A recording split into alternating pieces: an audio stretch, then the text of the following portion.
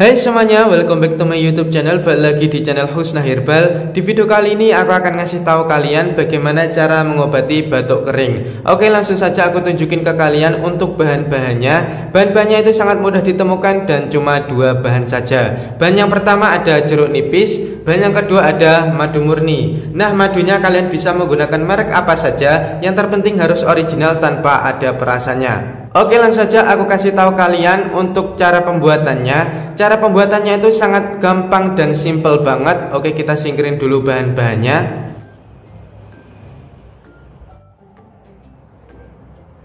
Cara pembuatannya, kalian peras jeruk nipis setengah buah.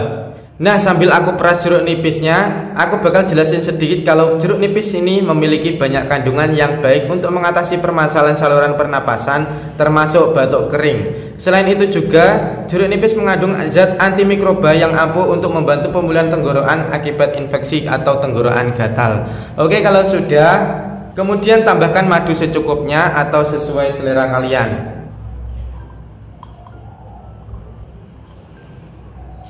Oke, lalu tuangkan air panas sampai 1 gelas penuh.